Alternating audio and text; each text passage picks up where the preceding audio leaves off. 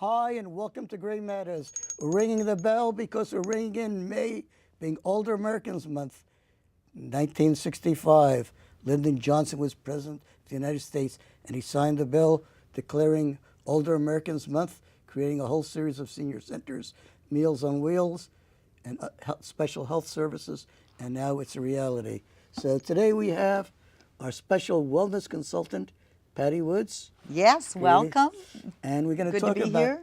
what you need to do to pursue the path of agile aging. So let me get your definition. We start with you as our special star. Okay, well, I think that today we are living longer. We're living a lot longer than we used to. But what really most Americans want is they want their health span, Lee, to match their lifespan. Ralph Waldo Emerson said that health is the #1 wealth. And if you think about it, nobody really wants to while away the last years of their life not being able to contribute to life and participate in life. And so the challenge for older Americans today is to let that health span match your lifespan. So that's my Exactly, take on Patti. it. Okay. You're bringing a little cute anecdote I heard many years ago, that if the rich people of the world could hire the poor people to die for them, there'd be no unemployment. Think of that one. Well, isn't there been a long, historic pursuit of that fountain of youth? And yeah. today it's So think through that. today Okay. it's available. I mean, in pharmaceuticals and surgeries and those kinds of things. And a lot of those are the things that are contributing to the longer lifespan. Okay.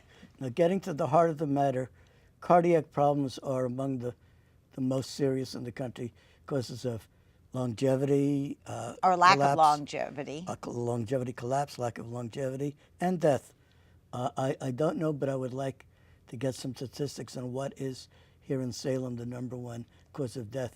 You hardly ever see the obituaries written, what people are dying of. People don't put those in the obituaries anymore, the cause of death, rarely. I don't know. That would be I would like to see it. So in your future obituary, make sure you have the cause of death. I know you're going to be able to haunt them from the grave if they don't do it for you, just in case.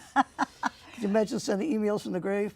Oh, Sci-fi meets yes. unfulfilled wish. All of those kinds of things. Well, there are some things that people can do to increase their health span. Yes. And they're the same old that everybody has heard about. Don't smoke. You know, that's probably one of the biggest ones. Get plenty of sleep. That's always challenging today. But not at the job Yeah. while you're retired. Well, you know what? I am I'm not 100% retired. I know. Not at the job, but there are some excellent statistics on taking naps. And there are some businesses that now will incorporate that into what they have for their plan. A 20-minute, a 10-minute nap even can really revitalize people and make them feel wonderful for the rest of the day. Did you know that people don't really analyze it, but the word restaurant means restaurant in French? I did not know that. I always learn amazing things when I come. Restaurant. Restaurant. You can see how the inflection of the French. The French, but does Dialect. rest mean the same in French? Restaurant. Restore. Restaurant is restaurant in the French dialect, I guess. Comment allez-vous? Oh, I don't no speak parlez-vous français? I don't speak much French. Yes. Spanish, yes, sí. Hablo español. Yeah. poquito. Anyway, tell us a little bit about what exercises are appropriate for older people, and particularly once you are off the job and have free time, unquote, how you should set up your day to have a little restaurant so you don't become Junior Buddha and let your belly Protrude pop over out. your pants. Exactly. Exactly. Okay. What do you got to do, man? Longevity studies have actually shown that the people that live the longest don't necessarily go for the hard exercise. They're not necessarily running marathons. They're not going to the gym for a huge huge workout. They are incorporating exercise into their lifestyle. They're gardening, they're walking, they're keeping active all day long. One of the lectures I just recently heard said they don't wear a Fitbit. I'm kind of obsessed about the amount of steps that I'm getting in every day. But you know, I think that that's a reflection of how active I am, and it's keeping me aware. I've taught an aerobics class, in quotations. It's not affiliated with anyone, and the average age in the class is probably, I like it because I'm the second youngest. It's probably about 70 is the average age in the class, but we are pretty darn active in that class. And so you find maybe a group of friends that you can walk with regularly. You find something that works for you, but you make sure that you do it several times a week. What do you like to do for exercise? Move my mandible. No, we have an exercise room where I live in West Salem, Salem Town, and I'm trying to get to use it more. I actually spent about 5 minutes and burnt off 12 calories earlier this week. That's not much, but... Well, how far do you live from the exercise room? I'm familiar. I bet many of our people here are... About 6 blocks worth, so I could walk over very readily and do that now that it's not raining anymore. You could walk? That was an alibi, an excuse. And Salem Town is a fabulous, anybody who lives in West Salem, it's a great place to just go to walk, because there's not a lot of vehicles running through. Yes. Last night on the news, they were talking about cyclists and wellness. And they were going to, on the next segment that I missed, but talk about the fact that the health benefits of cycling are often negated by the fact that they're breathing in all of those fumes from the car. And so you want to find yourself a place to walk that may be away from the fumes that you're going to be breathing in. Well, because of the not heavy traffic in Salem Town, we don't have Right, that it's a many great fumes. place. But yeah, I think I would like to get back to bicycling, actually, because 8-10 years ago I had a bicycle on a bicycle rack that somehow somebody cut through and stole it, and it just kind of hurt me like a punch in the gut, and I never bought another bicycle. Well, you know, what I would challenge you with is for the next week, even if you do nothing more than walk down to the center in Salem Town, look in at the fitness center and wave, and then walk back home, you will have done that much more. Okay. And that's really, it's those little steps toward wellness that make a difference. What I could do is they have a magazine library sort of a circulation collection, maybe 24 different magazines, and since I do love to read, actually, maybe I could combine the physical part of walking with the mental part of reading and absorbing and making that my reward at the end of the trail.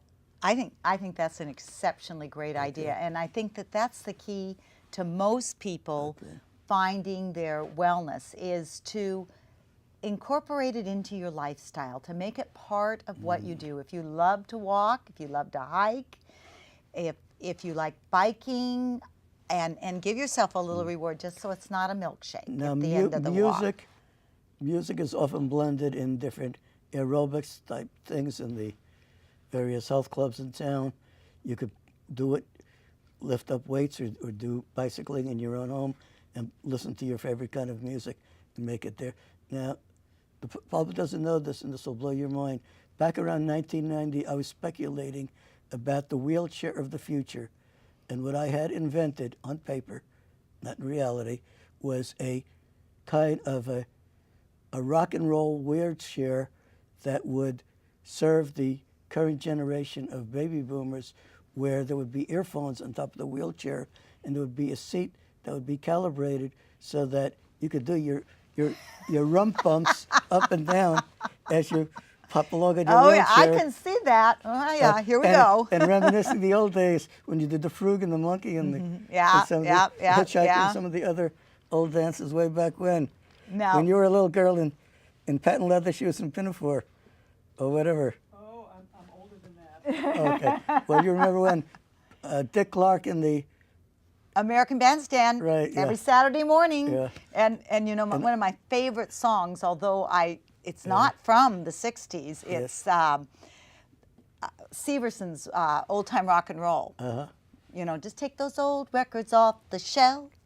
That just epitomizes where I am with that. We've gotten from shelfie to selfie. Okay, now back to exercise, back to wellness, back to aging well. Okay, good. One of the things that I will often recommend to people is pick out 4 of your favorite rock and roll songs, and that is different for me, a child of the 60s, somebody in the 70s. Those 80 people are really in trouble because those 80 songs have been, or 70 songs are way longer than our little 3 or 4 minute songs.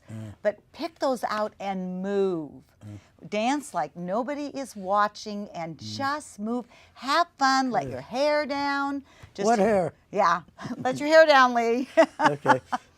So Could be- exercise is really Could be important. wrong in this, but I think 1954 was the first official rock and roll song. Alan Freed and the Comets, "Rock Around the Block." Yeah, I think. it might have been. And Fats Domino came on the scene soon after. Yeah, and somewhere in there they Pat found their Boone. thrill on Blueberry Hill. Right. And so that's going to bring us back to food. Can we get back to the Okay. well? Yes. Okay, we'll talk a little bit about food. Part of Agile is if you feed yourself with garbage, your body will turn to garbage. That's basically the message we're conveying today. So, what are some of the healthy foods that we should? One of the things that, this is not a complaint session, but I noticed that a lot of church coffee hours and concerts and other things have cookies and Donuts. donuts and cakes for everybody to have at the end. They think they have to sweet tooth everybody. And I would like to see something that is not so calorific and more diabetic friendly. So I urge every church in town to have at least one option when they have these special events to be lower on carbs, lower on sugar, and healthier in the long run, because otherwise you're going to lose your parishioners at a faster rate than you realize. Really? And it isn't to going to other churches. It's to going to their final destination, which is the reason they're at church anyway. It's getting more and more challenging to eat well.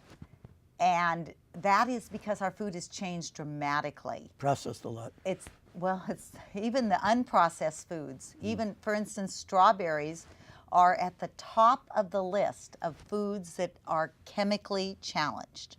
What that means is they spray the strawberries with an awful lot of pesticides. And so even when you think you're eating something, strawberries are one of those foods that you should buy organic. Lettuce, great salads also should be organic. So even when you try to eat healthy, it's often very, very challenging. Did you see the paper this week on oysters? No. There was a huge, we think of oysters as a healthy food, and oysters are laden with a chemical. There were, I think, heart medications in it. There were antibiotics in it. There were painkillers in it. All of these things. Pearls of wisdom on oysters. Yeah, pearls. It was a headline on the paper, and it was very sad. It is. Yeah. Very, very sad. So we're getting changing. our bodies worn down by slow motion toxins. We are. And we're getting them from foods that we think are really healthy. So beware. It's getting more and more challenging. And I think a lot of people are getting turned on. Huge surgeons in growing your own garden. Because when you grow your own garden, you do have control. Though yesterday I was at the hardware store and they had some lettuce plants that were marked down. And it wasn't until I put them in the ground that I thought, oh, and now I don't know whether these are organic or not. I don't know whether they've been chemically processed to this point. I know from that point on. So I recommend starting with seed, and then you're in control, and starting with soil that you know hasn't been already contaminated with pesticides and fungicides and pharmaceuticals. Right. Kind of challenging. Let me ask. You don't know by reading the label what kind of chemicals it talks about. Well, I don't think things like so-called fresh farm produce have labels the way canned or packaged food does. No, So how does one know, to what degree the thing is safe. Because obviously the Food and Drug Administration, which you think is the big deity overseer of keeping our food chain healthy, they don't have a food inspector for every single item down the conveyor belt. There are lists of the top 10 most concerning products, and then there are some of the least that use the least amount of chemicals. So only way you know is buying organic. And I still will fudge a little bit on some things, but if I'm going to eat meat, I go and spend the extra to buy grass-fed beef. I'm going to buy an organic chicken. Okay. Let's say that a family is either in the low-income bracket or barely in the middle-income bracket, and they have to make choices about what they could spend on organically and not organically. Can you kind of point us to the most dangerous non-organic things that should be eliminated so that if you have to make that tough choice? Well, first of all, anything processed, get that out of your cart because you have no control over whether, any of the processed foods, eliminate that, and then you're going to have a lot more money to spend on some organics. I already mentioned strawberries, cucumbers, lettuce, spinach. Those every year almost always show up in the top 10 that are the highest in chemical. And if you think about I like spinach. I love spinach. Just Popeye notwithstanding. buy organic. Those are the ones you have to buy organic. Traditionally, broccoli and cauliflower and cabbage end up on the lower end of chemical food. And some of that is because they're covered, and so the sprays don't get in. There's not as much uptake, or maybe they use less. So if you're going to, broccoli might be something you don't have to buy organic. But then buy your spinach and your lettuce organic. And you can get those great big tubs at Grocery Outlet, at Fred Meyer, a lot of different places. If you don't eat a lot, Ross sells it in individual portions. I'm going to ask you what might seem to be an ignorance question, it probably is. If you buy a fruit or vegetable that is not organic, is there a way of boiling it in water or otherwise treating it to get the pesticide residue off? No. No? Nope. Nope. Nothing you could do to remove it? No. It's all. It's in it. It's embedded. It's in the foods, if you'll notice, the foods that I mentioned are foods that bring in a lot of water. They take up a lot of water. And so it's contaminated for. Look at the animals they're seeing these in, and these have gone through their digestive process, and they're not filtering out these things. We're really people who are allergic to white flour and wheat in America can go to Europe and have no problem whatsoever, because Europe does not allow a lot of the things that we've allowed in farming in America. And then they'll come back to America and they'll say, hey, I ate all that bread and I didn't have any trouble in Europe. I'm back here. And I just saw in the news a few weeks ago about ducks, and they're now finding out that these ducks are getting the bloated stomachs and these things, and they think it's from the bread that people are feeding them. Overfed. I had some tortillas that kind of were way past their expiration date, like they were from December. That's how long they've been in my refrigerator. So I dried them out and I threw them out for the crows and the pigeons, and I feel guilty. I should have just tossed them, because it's probably not good for them. We buy organic corn for feeding the wild birds. I know some older people, including my late mother, used to keep things in the refrigerator past their expiration date, and it was very troubling to see that, having to go through refrigerators and toss that. Is there a way that you could train some older people to keep a log and inventory about the day, the produce they buy, or whatever, like milk or juices, and when it's considered to be on the borderline of rotten? Hey, I'm one of the ones that if it's past the expiration date and it smells okay, I'm eating it. Yeah. I'm more with your mother. Sorry, Lee. Yogurt can go past expiration date.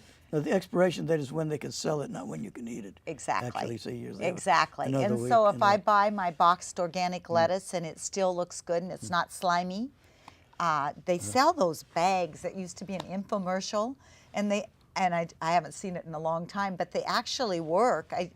And they're coated with some kind of calcium or something that takes up, and they'll last a little bit longer. So I think you kind of let your common sense. So I can't help you with your mom. Oh, well, she's not around anymore. She died in '05. And But how long did she I live? remember, to 89. To 89. So apparently it didn't kill her. Yeah. Yes. But she got into a hit-and-run accident when she was around 84, 85. But we won't go Oh, into and that was one of the that things that they devastated her. talk about longevity that is interesting when they do these studies of cultures that live a long time. And an interesting lecture I just heard is, you'd expect these cultures to be on some remote island or somewhere else. There's actually a community, and they didn't say where, but in California, where people typically live until 100. And they talked about some of the things that these people typically did. They eat well. They get enough rest. But the one area that we don't talk about a lot is they have good community.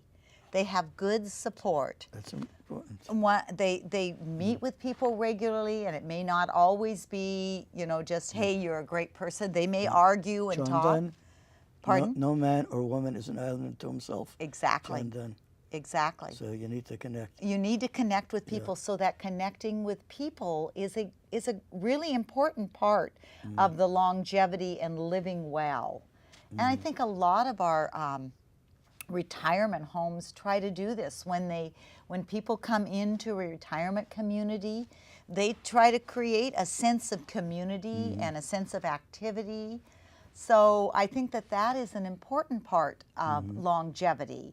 When people pull themselves away, they are often, withdrawing. So community, rest, Yes, sleep, no some other smoking. time we should do a show on isolation, including the homebound. Yeah. Because that's a topic very close to my heart. That would- For roughly 30 years, I was a geriatric social worker. I didn't remember that. Yeah, well, healthcare, but focus on geriatrics began in 1975. Queens, New York, then Arlington, Virginia, and I did home health care for several agencies, Maryland, D.C., and Virginia. So 3 states, and then New Mexico. Go west, young man. Not that young anymore. And finally, I wound up in awesome Oregon, and was working probably until about 2008 as a paid licensed social worker gerontologist. And So speaking of awesome Oregon, Yeah. at the beginning of the show before we went on camera, Lee said, because in Austin, Oregon, especially in the Willamette Valley, we have a huge problem, and it impacts not just the older, but it certainly makes people, and you asked me to bring it up at the end of the program, what's- and we're winding down, and it was allergies. Allergies, yes. So get out your notepads, yellow pads, white pads, whatever, and hear from Patti Woods on allergies. Well, it is a huge problem here in Salem area, in the valley in general. And I think one of the big keys for people with allergies is to strengthen your immune system Right. before the season ever hits you. I've actually had one client who just added a multivitamin to their nutrition program, and that was all the level of nutrition that they had to do to take care of their allergies. The company that I represent bought the worldwide patent to a product called Nutriferon. I know it's not supposed to be commercial, but interferon is the natural body's ability, and I know you've heard of interferon treatments when it comes to cancer, but our body naturally produces interferon. And so you want to find a way to naturally increase the interferon in your body, and then you can help combat the allergies. Some people do use the honey to naturally immunize. I'm not having a very good luck with that word. Make yourself Immunization. immune. Make yourself immune, thank you. to the local grasses and those kinds of things. People do other things. Some people use alfalfa, but there are several natural approaches that you can do before you have to go to the whole level of an area that, you know, the steroids or some of those other things. So I just investigate a lot of the different natural things. Yeah, I want to take this opportunity also, in honor of Older Americans Month, to ask our viewers out there. Patti is going to be our regular on a once-a-month basis. If you have ideas for future topics that you'd like Patti or myself to explore, go into, we welcome it. Just drop us a line at CCTV 575 Trade Street, Southeast, Salem, OR 97301, downtown area. If you want to come to watch us do a program, tape a program, we tape all our programs. It's usually sometime between 2 and 4, sometimes between 2 and 5 on a Friday afternoon. So if you are not working, or if you can get off from work early, or take a lunch hour somewhat late, we'd love to have you cheer us on and give us some feedback as to what you like and what you don't like so much, because that's the only way we learn and get our thick craniums adjusted. Any other thoughts Well, about allergies? I actually, on that longevity talk that I went to, they said that up to 2 glasses of wine at night with dinner. I'll drink to that. I bet you would. Let's toast to that one.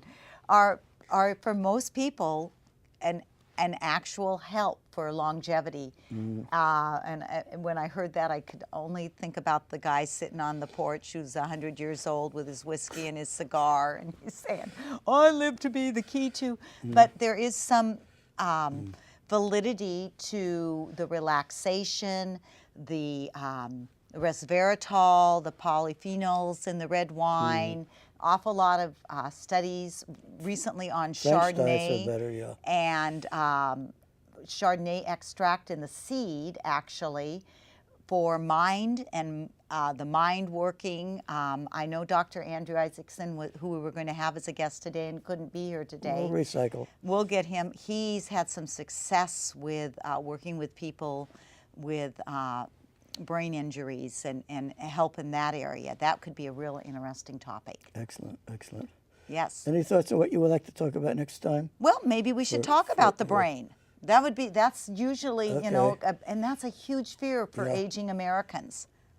You know, is keeping that brain I have a sharp. friend named Andrea. Maybe we'll have her on our show. I think she has a doctorate in neuropsychology. Oh, she'd be great. Yes, I'd be greatly intimidated, but that would be wonderful. Right. Yeah, I have to remember, Lee, I just talk from my heart, and I'm not a nutritionist, but I've been working with people in wellness for a lot of years. Okay. Got to say goodbye, don't we? Okay, yes. We want to wish you happy Mother's Day, happy Father's Day, happy In-Between Day, happy Relatives Day. Take it easy and eat healthy. Eat healthy. Thank you, Lee. Okay, good. Good. Feedback.